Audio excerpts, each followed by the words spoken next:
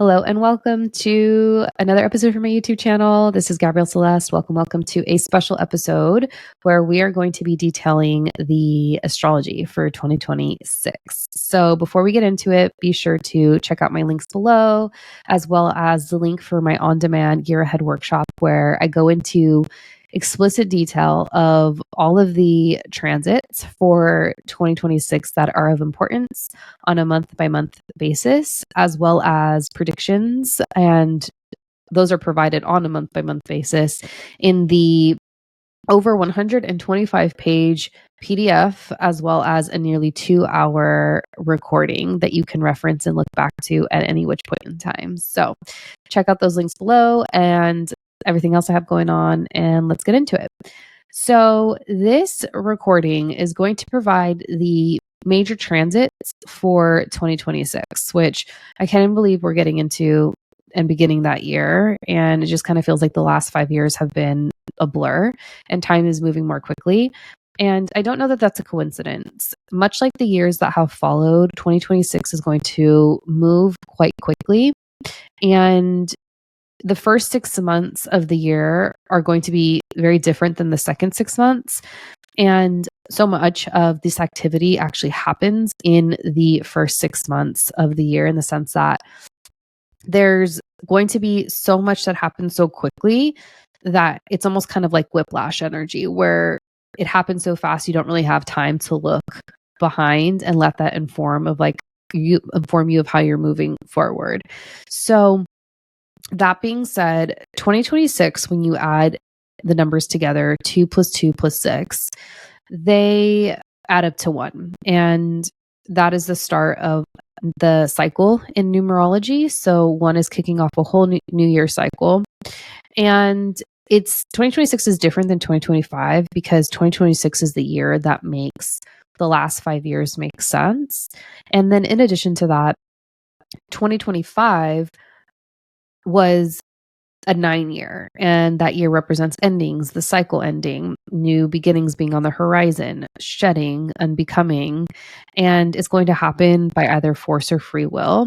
And 2026 is actually much different because it brings a lot of excitement to the table. It's a year in which the fire element, specifically Aries, a little bit of Leo as well, and some of Sag, are going to be highlighted. And you'll want to get an idea of where Aries falls in your chart, as well as the other sign that Mars, rolls over, which is Scorpio.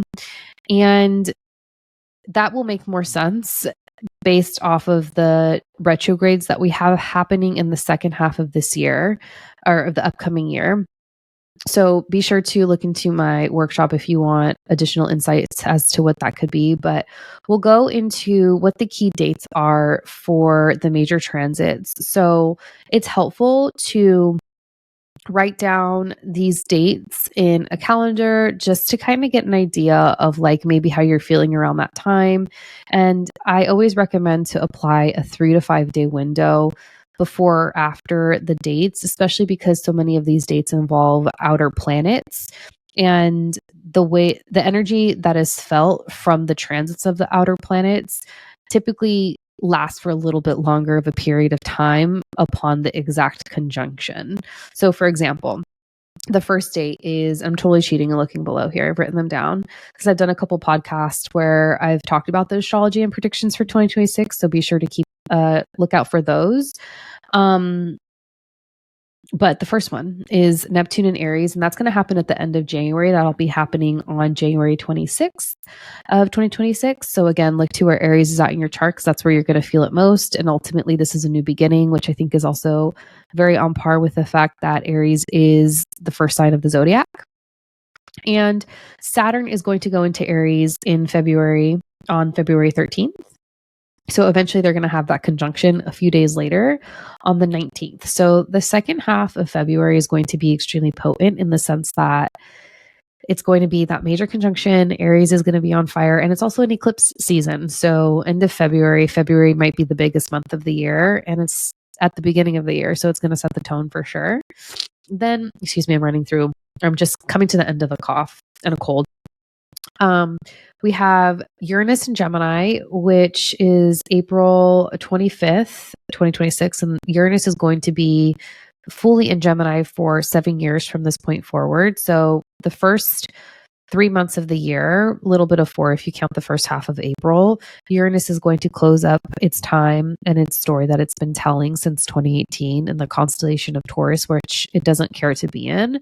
And we got a taste of what Uranus and Gemini energy was going to be like this past summer of 2025. So I think Uranus and Gemini is crown chakra activations, it's new ideas, it's disruption of old technology to an extent, mental consciousness, that layer of consciousness. And I'm actually really excited to see what that transit's going to bring over the 7-year period.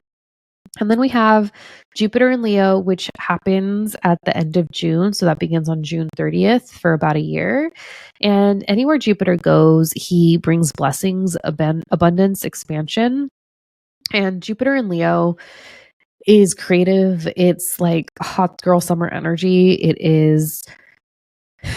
It's just expansion in wherever Leo falls in your chart. But I really enjoy Jupiter in Leo energy because it's giving more oomph to the fire in your chart and eventually the trines that it'll make to either placements in Aries as well as Sagittarius over its time in Leo and whenever those transits occur over the next year from that point forward. And then we have July 26th, the nodes of fate fully move into the Leo and Aquarius axis. And that's exciting because we've been dancing with the Pisces and the Virgo axis for the last about 18 months or so prior to this time. And Leo and Aquarius is all about the collective and the individual.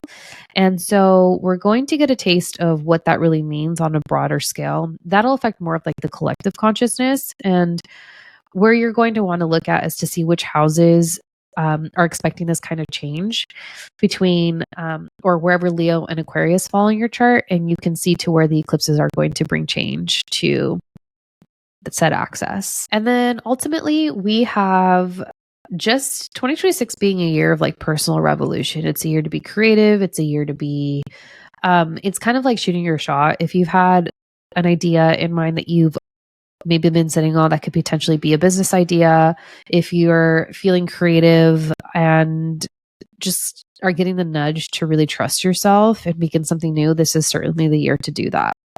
I think I'm most excited about 2026 of all the years in the 20s because there's just a lot of gumption behind it, and it's a lot of it's almost like a fresh start. And that also being said, I think that people are going to be inclined to trust their intuition a little bit more, and that's probably because of what's happening on a world stage.